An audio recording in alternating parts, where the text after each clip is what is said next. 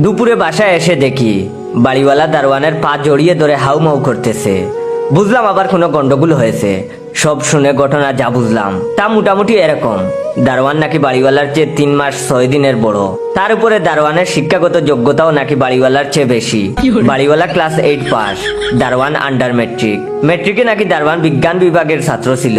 পরীক্ষার অন্য সব বিষয়ে সে 30-এর গড়ে নম্বর পেলেও পদার্থ বিজ্ঞান আর গণিতে নাকি কখনোই 40-এর নিচে নাম্বার পায়নি। বয়সে একটু বড় হয় আর শিক্ষাগত যোগ্যতাও একটু বেশি হয়, বাড়িওয়ালা দারোয়ানকে একটু খাতির করে চলতো। প্রায় সে দারোয়ানের সাথে দিন দুনিয়ার বিভিন্ন বিষয় নিয়ে আলোচনা করত। দারোয়ানের কথাবার্তা নাকি বাড়িওয়ালার কাছে খুবই জ্ঞান গর্ব বলে মনে হতো। আজকে সকালেও কথা বলতে বলতে দারোয়ান বলে বসেছে, এই ঘন্টা মিনিট দিন মাস বছরের হিসাব যে কে করেছে সে একটা বলদ ছিল।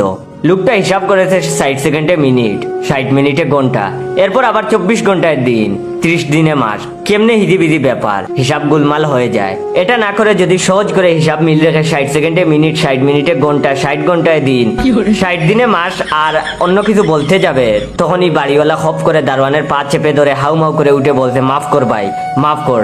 60 ঘন্টায় দিন পর্যন্ত সহ্য করছি, কিন্তু আল্লাহ আসতে তুই 60 দিনে মাস হিসাব করিস না। 30 দিনের হিসাবে যা বাসা ভাড়া পাই তা দিয়েই সংসার চলে না। মাসের শেষ কয়েকদিন না খাওয়ার মতো অবস্থা। তার উপর আবার 60 দিনে মাস হলে তো আমি না খেয়ে মারা যাব। রক্ষা কর ভাই, তোর আল্লাহর দোহাই লাগে।